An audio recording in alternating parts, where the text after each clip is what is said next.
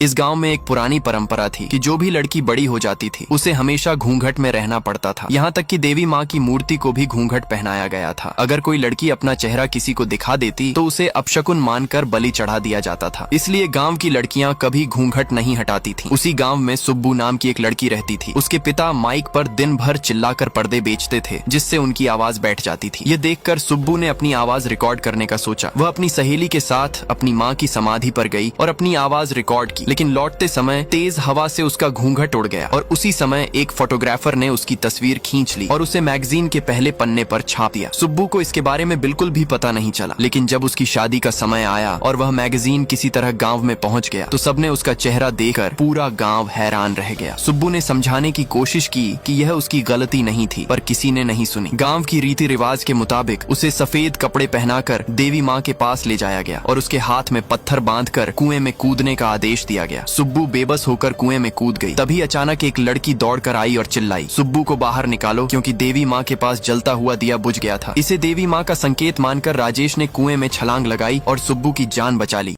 अब गांव वालों ने सुब्बू को बलि देने से रोक तो दिया, लेकिन उसके आगे गांव वालों ने शर्त रख दी कि सुब्बू को खुद को निर्दोष साबित करने का एक मौका दिया जाएगा। जिसने भी उसकी फोटो खींची थी उसे गांव में आकर सबके सामने यह बताना होगा कि सुब्बू की कोई गलती नहीं थी। तभी उसकी बलि रोकी जाएगी और उसकी शादी राजेश से करवाई जाएगी। सुब्बू को 3 हफ्ते का समय दिया गया और कहा गया कि वह गाँव वालों की मदद के बिना उस फोटोग्राफर को ढूंढे, लेकिन रत्ना उस गाँव की नहीं थी, इसलिए उसने सुब्बू की मदद करने का फैसला किया। अब जब फोटोग्राफर के बारे में पता चला कि वह हिमालय में है तो अगले दिन रत्ना सुब्बू को लेकर हिमालय के लिए निकल गई। जाने से पहले सुब्बू ने आखिरी बार राजेश का चेहरा देखा और चली गई। सुब्बू के पिता ने पर्दे बेचना छोड़ दिया और घर की चीजों पर पर्दे डाल दिए और गांव वालों को अपना चेहरा दिखाए बिना घर में ही रहने लगे। दूसरी तरफ सुब्बू उस फोटोग्राफर को लगातार कॉल कर रही थी, लेकिन उसका फोन नहीं लग रहा था। शहर आते ही सुब्बू की कॉलेज की दोस्त अम्मू मिल जाती है। रत्ना और सुब्बू को हिमालय का पता नहीं था, इसलिए अम्मू ने उनकी मदद करने का फैसला किया। अब दिल्ली पहुंचते ही सुब्बू ने बड़े से पोस्टर पर अपनी फोटो देखकर बहुत डर गई और फूट फूट कर रोने लगी। उस फोटोग्राफर ने उसकी तस्वीरें पूरे दिल्ली में चिपका दी थीं।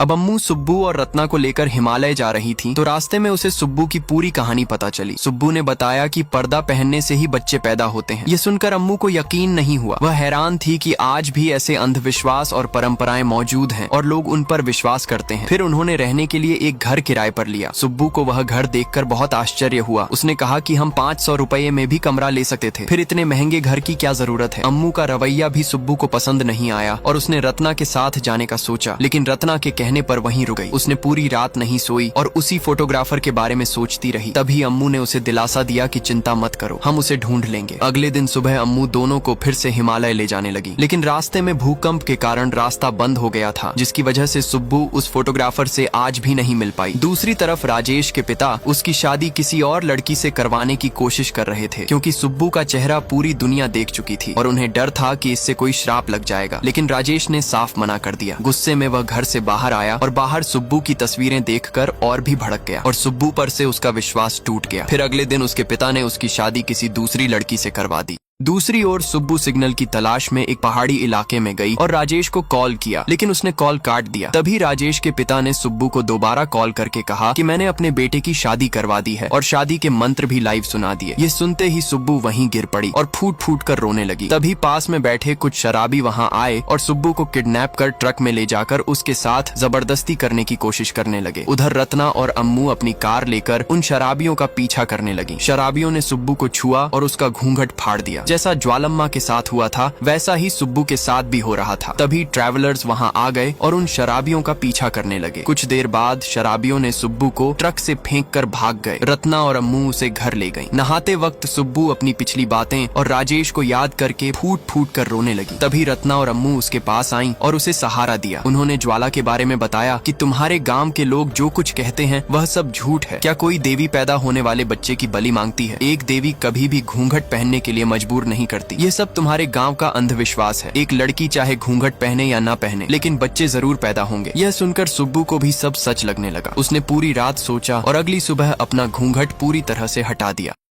गांव में सुब्बू की खास दोस्त जो कि गर्भवती थी, उसे अचानक लेबर पेन शुरू हो जाता है, जिससे सारे गांव वाले डर जाते हैं कि अब क्या होगा। गांव वालों ने सुब्बू को कॉल करके पूरी बात बताई और तुरंत गांव आने के लिए कहा। सुब्बू को समझ नहीं आ रहा था कि अब वह क्या करे। उसने बिना सोचे समझे गांव की तरफ चल दी। सुब्बू को बिना पर्दे के आते देखकर सारे गांव वाले हैरान रह गए। दूसरी तरफ गर्भवती लड़की के साथ क्या हो रहा है यह किसी को समझ नहीं आ रहा था। तभी पता चला कि बच्चा उल्टा है, जिससे दर्द बढ़ने की वजह से लड़की बेहोश हो जाती है। सबको लगता है कि लड़की मर चुकी है और सब रोने लगते हैं। उसका पति गुस्से में एक पत्थर उठाकर सुब्बू को मारने चला जाता है। तभी लड़की को होश आ जाता है और थोड़ी देर के बाद वह एक बेटी को जन्म देती है। उसका पति जैसे ही सुब्बू को मारने वाला होता है, तभी एक लड़की आकर कहती है कि तुम्हें बेटी हुई है। ये सुनकर वह तुरंत अपनी बच्ची को देखने भागता है। ये देखकर सुब्बू भी बहुत खुश हो जाती है, क्योंकि इतने दिनों बाद गांव वालों का अंधविश्वास से पर्दा हट जाता है। सुब्बू तुरंत देवी माँ के मंदिर के पास जाती है और देवी माँ के पर्दे में आग लगा देती है, जिससे पर्दा पूरी तरह जल जाता है और देवी माँ का चेहरा साफ दिखने लगता है। गांव वालों को भी विश्वास हो जाता है कि बिना पर्दे के भी बच्चे पैदा हो सकते हैं। इसके बाद सभी लड़कियां अपना अपना पर्दा हटा देती हैं और यहीं पर ये मूवी समाप्त हो जाती है।